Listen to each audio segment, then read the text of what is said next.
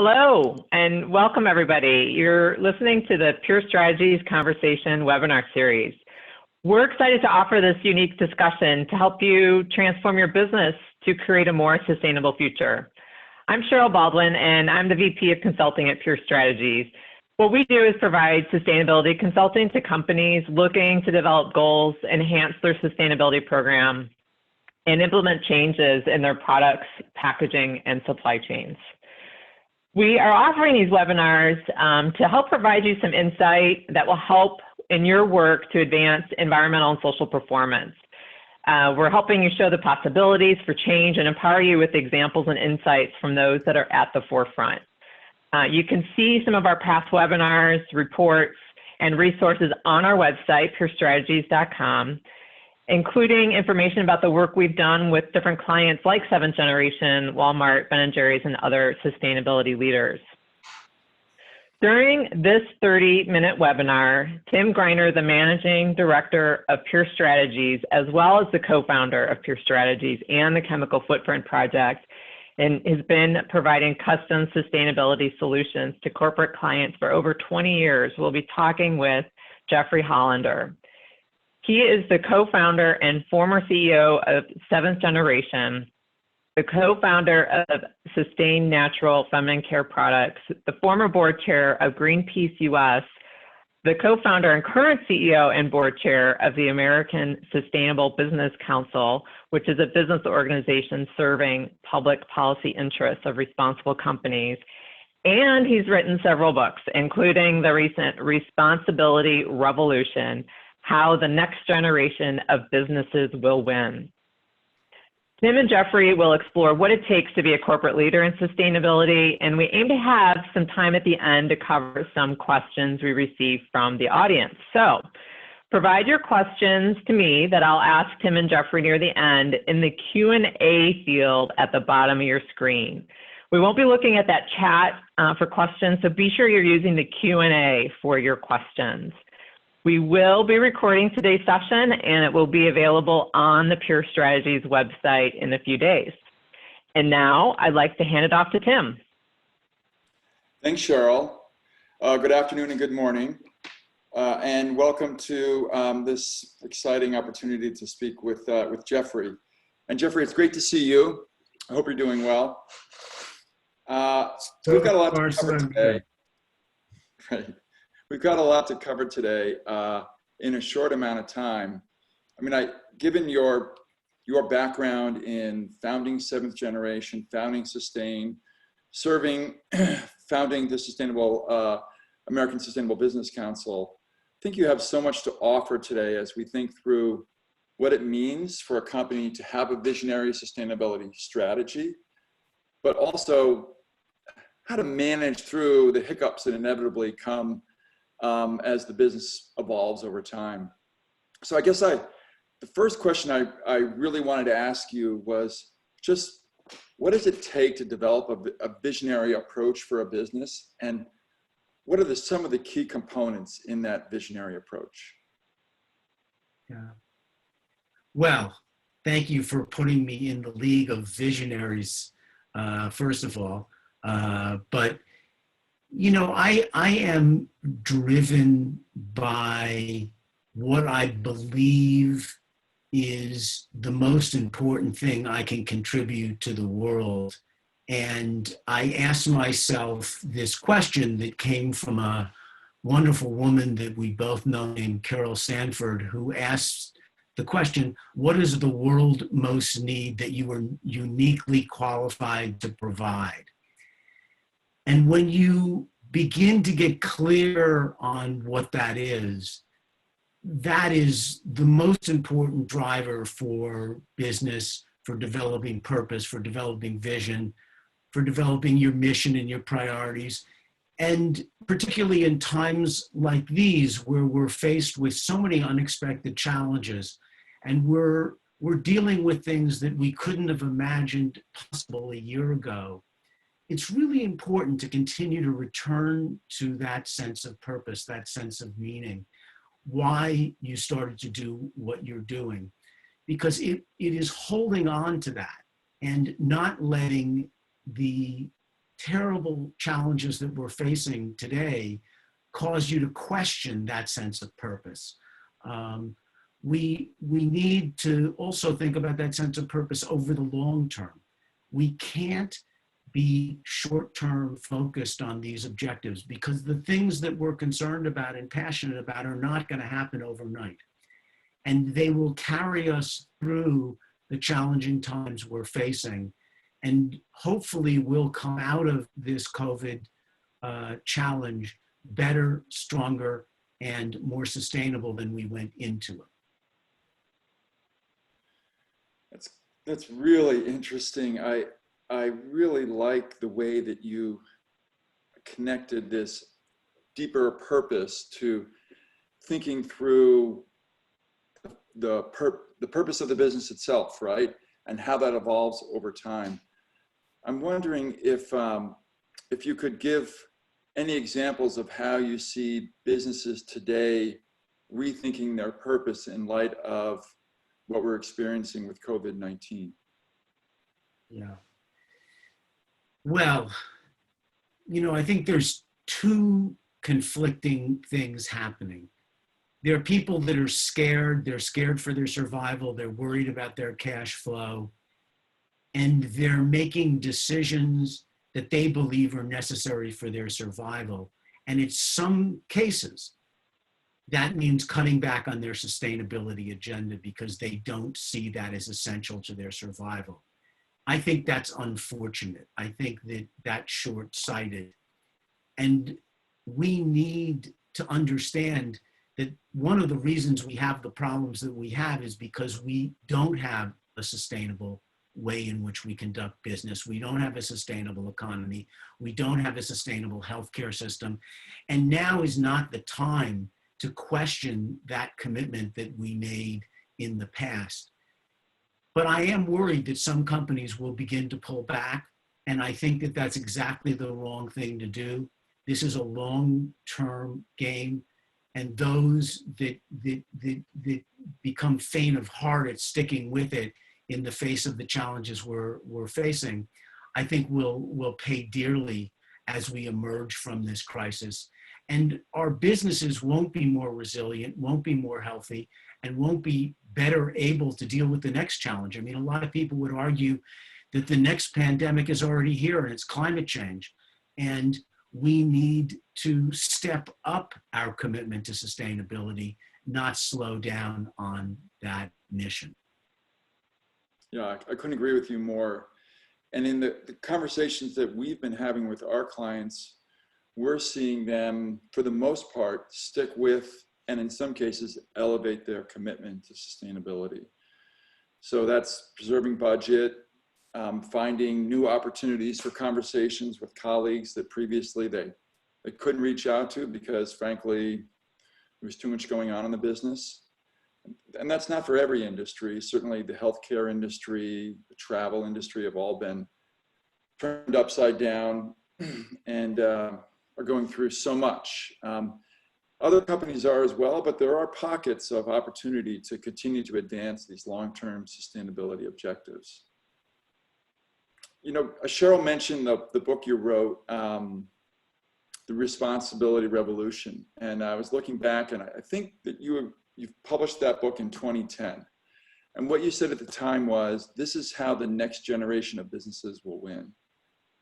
And that so much has changed in the last 10 years. We see the evolution of SASB, of investors interested in sustainability, even BlackRock, their CEO, Larry Fink, writing a letter to these public corporations suggesting that sustainability is an important issue and stakeholder concerns are important. So I think in some ways you were seeing and predicting the future. I'm wondering if you can reflect on the book and what you thought about in 2010 and, think through, was there anything that you couldn't have predicted or that you missed, if you will, looking at the situation we're facing today? Yes, I think the biggest shift in my perspective since I wrote the book was I was enamored with what some of the leading companies were doing. I was excited about what Seventh Generation and Ben & Jerry's and Patagonia were doing. And as I reflect back on that now, that good work was good, but nowhere near good enough. And I have had to come to the unfortunate realization that much of the good work that we're doing as businesses is not keeping pace with the challenges we're facing. And, you know, climate change is just one example, but, you know, what's happening to our topsoil, what's happening to our fresh water, what's happening to our fish stock, we're facing increasingly difficult problems.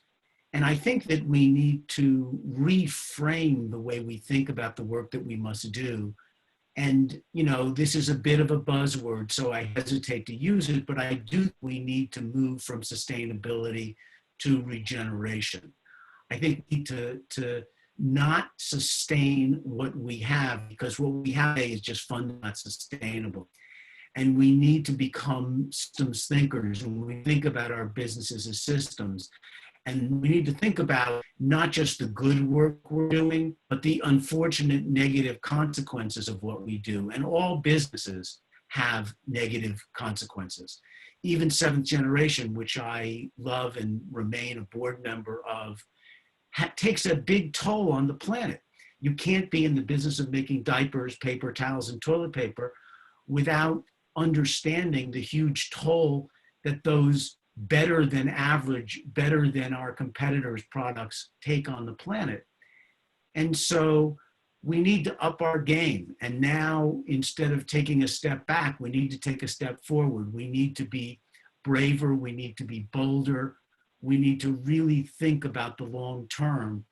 And, you know, that means instead of just thinking about minimizing the negative impacts of our product, like Seventh Generation laundry detergent can be used in cold water and made with vegetable surfactants and no toxic ingredients, and all that is wonderful. But it also has to now think about challenges like making the fibers of the clothes that are washing stronger so they'll last longer. And we can't think about things in the same compartments we used to. We need to find the good we can do everywhere we go, not just minimizing our negative impacts. That holistic thinking is super powerful. So, you know, like, as you said, it's moving from a reductionist standpoint of doing less bad to thinking, how do we add a huge amount of value? How can we build value to our customers throughout every place in the supply chain we touch, and even when our customers use our products? How is transparency playing a role in both holding companies accountable, helping companies through, let's say, tough times when they're facing challenges with implementation and sustainability?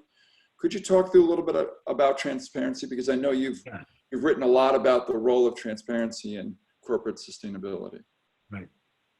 Yeah, and when I think about transparency, I think about radical transparency. I think about the kind of transparency that scares the hell out of your lawyers when they read your corporate responsibility report and say to you, oh my God, I can't believe you're telling people that. Well, that kind of radical transparency is critical, I believe, in building trust with your stakeholders, whether they're your employees, whether they're your factories, or whether they're your customers and community. And we have to be radically transparent. And you see that beginning to happen with some of the smaller and medium-sized companies. But there's still some real conflicts with large publicly held companies that aren't necessarily disclosing the negative unintended consequences of their business. You know, if you have an automobile company, they're not having conversations with their stakeholders about cancer rates, asthma rates, allergy rates that are a result of the emissions that come out of their automobile. Well, that's where we're headed. Those are the negative unintended consequences. And unfortunately, when we don't disclose them and when we're not transparent about them, they don't get on the agenda, they don't get fixed, they don't become priorities. And radical transparency is really a way to not just build loyalty and trust with stakeholders, but it helps lay the groundwork for the agenda that your sustainability program needs to take. Right. Yeah, if you're not willing to look outside the boundaries of the stakeholders you usually talk to and be held accountable by other stakeholders, you're not going to really push your program forward. I'd like to turn now to some of the work that the American Sustainable Business Council is doing on responding to the COVID-19 crisis, Jeffrey. It's really visionary work in the context of really some of the worst economic news we've had as a nation, right? We've had huge numbers of layoffs. We've had, and actually a lot of discord around the reopening of the economy. And the impacts of COVID-19 aren't felt equally by all sectors in the economy, by all people.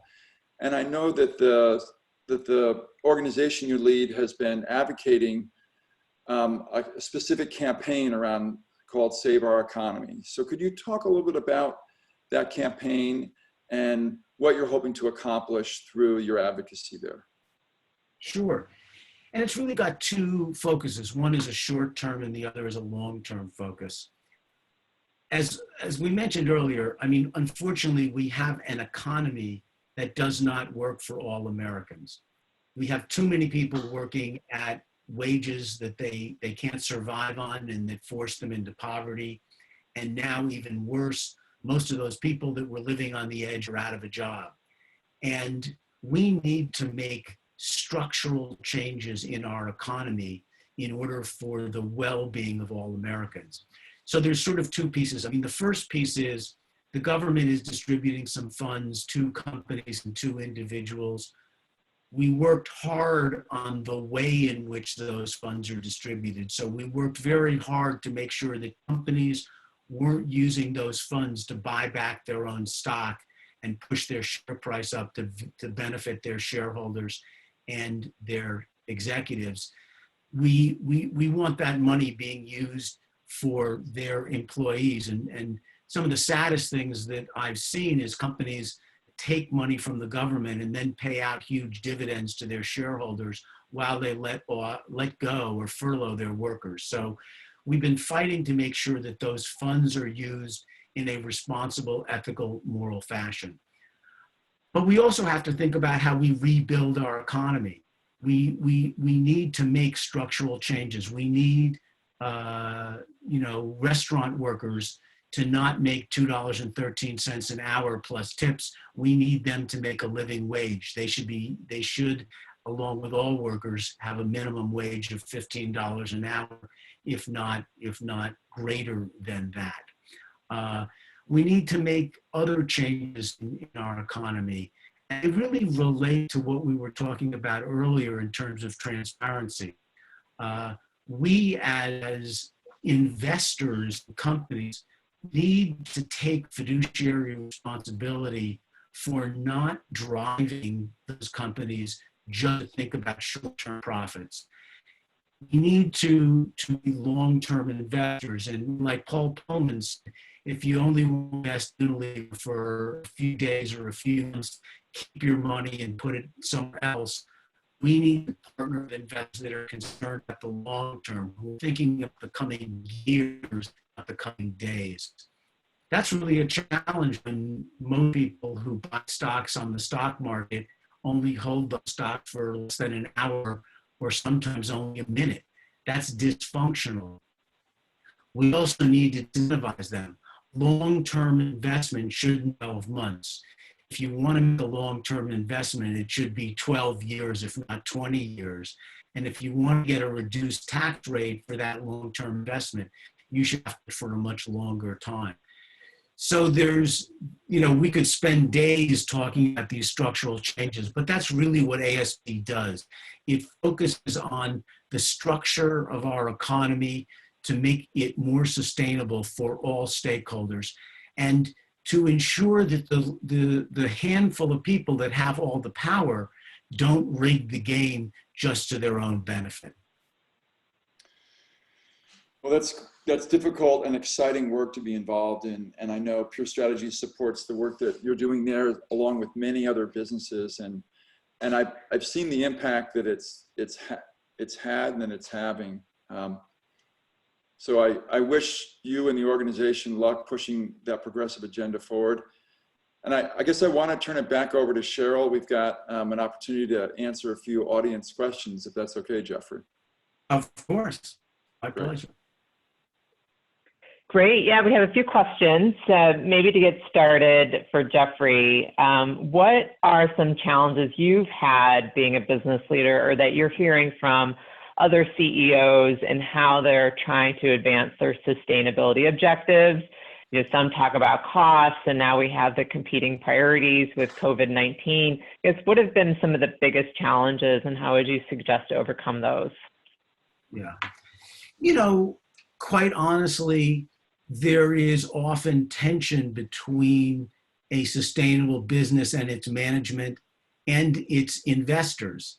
Unfortunately, most investors don't embrace the kind of long-term time frame that is really required to build the best type of sustainability program. So you have people wanting to see a ROI on an investment in 12 or 12 months, and it very often takes longer than that. And it's a mistake to not make investment just because the ROI is going to come back in 3, 4, or 5 years. So that's a place of tension. Another place of tension that I've struggled with is employee ownership. I am a huge believer that if you want to have a responsible business, you have to share the value that's created by that business with your employees as critical stakeholders, and not just build value for senior management and investors. And that's a difficult question. You know, how much are your employees entitled to the value you create? That's a difficult question with no great answers. But I have taken the view that employees should generate, because employees generate so much of that value, should share in the value that's created along with their investors and shareholders. Good, that's helpful, and transitions us to another question that we have from the audience about shareholder value and stock prices and dividends. If you have any ideas, maybe through your recent work with ASBC, maybe and other experiences, on how to kind of bring sustainability value into those specific market, market vehicles. Yeah, I mean, I think we're moving in the right direction because investors are beginning to ask questions that they didn't ask before. But the biggest thing that would be transformative would be increased transparency and fiduciary responsibility for those things that don't show up on the balance sheet. And unfortunately, some of the biggest risks that companies face aren't reflected on their balance sheet. So if you take the oil and gas industry, just for an example, many of these oil and gas companies are carrying assets on their balance sheet in terms of oil and gas in the ground that they think they'll be able to sell. Well, I would say that a huge amount of that oil and gas will never be taken from the ground, hopefully never been taken from the ground, because if it is, it will ensure the worst outcome from climate change.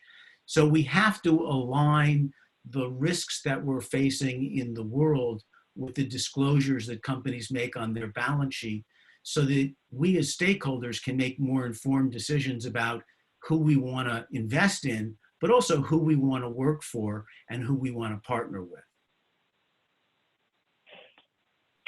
Good, thanks. And this question, maybe Tim, if you want to start. Jeffrey talked a little bit about the idea of regenerative concepts, and we had a question about how companies are starting to think about regenerative models, and if there's specific things that some companies are doing, like the question referred to the Allen Savory holistic ideas, and if there's other things out there that companies maybe are looking at, and what would be helpful there.